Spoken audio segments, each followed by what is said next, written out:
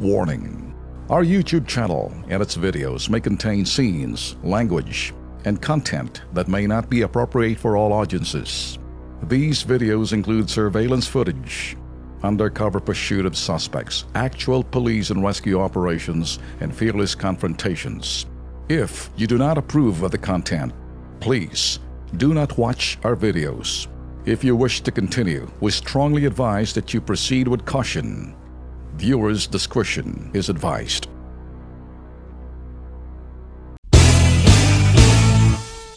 Kayo mga dilaw, you listen carefully. Sabi nila, the most evil is martial law ni Duterte. Most evil than ito ho yung evil, ang karumal-dumal nitong gawain ng ISIS at Maute. Parang mas matindi, mas lesser ang evil ng Maute at itong mga nasa ISIS kasi most evil itong martial law ni Duterte. Lagman, you listen carefully, listen good. Bago matunaw yung sebo sa mukha mo, bago matunaw yung mga kolesterol sa mga dugo mo niyan at baka magkaklag ka ng sinasabing dyan sa iyong puso sa pagsasalitang puro kayak-yak. Can you imagine this guy saying, kung kayo nakikinig ho sa follow me here, listen carefully, am I bashing? No! It's okay to bash. Yun hong kanilang mga sinasabi. Because we really are out there to pulverize what they're saying, expose them sa kanilang mga tinatagong maitim na balakin. What are we doing here? What are we doing here? What are we doing here? We're trying to expose them in the open.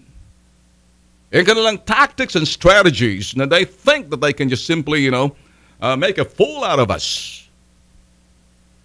Ang hirap po kasi pag mga sangkaterbang mga bobo, yung iba dyan talagang siguro bobo nga, ayaw natin kung paano sila naging politiko. Siguro ang kanilang estilo pagiging bobo at ang kanilang kabobohan, doon sila nakakatawag ng pansin. Oh, listen carefully mga bobo. O ngayon, hindi naman siguro kasalanan ng pagiging bobo kung ginagamit yung strategiya. Kung kayo ho'y bobo, pasensya na ho kayo. May bobo ba? Hindi. Ob siguro. Na ngayon, ito ang aking sasabihin sa inyo. Listen carefully. Etong mga ginagawa ninyo, okay? Sabi ni Cholesterol Jr. ng Kongreso, si Edsel. Sabi niya, at tinanong siya ng Korte Suprema, ako ho'y i-filter ko na sa aking mga unfiltered na pananalita. Sasalain ko na lang kasi ewan ko kung may yagbols to para sabihin o baka nagkakalansing ng mga bombolyas kaya hindi lang kayang sabihin ng dere-derecho. Ako ho'y sasabihin ko straight to the point. Here we go!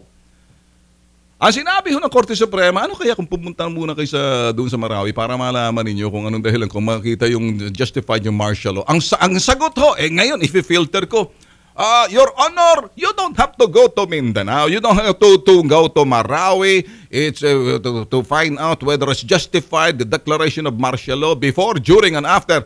Is stupid. Sometimes, being stupid is an asset. It's an asset from negative to use it more in a positive way. Are you guys understanding me? O medyo nalalalimin kayo. Ang kuminsan ng kabobohan at katangahan ay isang taktik at uri ng estilo na para makuha ang inyong pansin. At yun ay sinasabing katangian ng kanilang katangahan kung kaya't ang kanilang katangahan naging katangian ng kanilang pagiging ewan politiko, hindi pagkatao na estilo at taktika, ganyan lang para makuha ang inyong atensyon, para mabuisit kayo. Pag nabuisit kayo, sa katagalan, kabubuisit kayo, baka isabi nila, balang araw, magsasawa rin yan. Habang binubuisit natin, nakakasanayan tayo ng bubuisit, pakikinggan na tayo. Eventually, effective na yan, subliminally, papasok na tayo sa kanilang utak. Hindi nila nalalaman. At first, they hate us. The second thing, they will try to accept us, and without doing it, without knowing it, they're already embracing our principles of stupidity and dumbness. And voila! They're already like us, sangkaterbang mga bobo. Ginagawa tayo mga bobo nito mga dilawan, mga bossing. Agree ho ba kayo? Anong say mo, Sebo? Anong say mo? Lagman?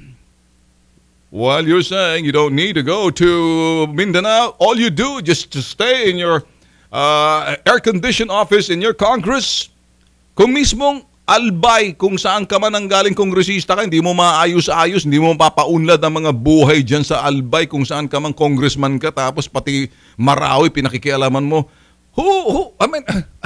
Why don't you just simply go there? Mahagingan ka lang ng bala sa bagay, sabi niya, nako, malapad ako, baka tamaan ako eh. Kung balingkatik ang katawan ko, makatago ako sa poste, hindi, sa sobrang lapad ko, sa pulagad ako nito, tigok ako, wala nang ko kontra.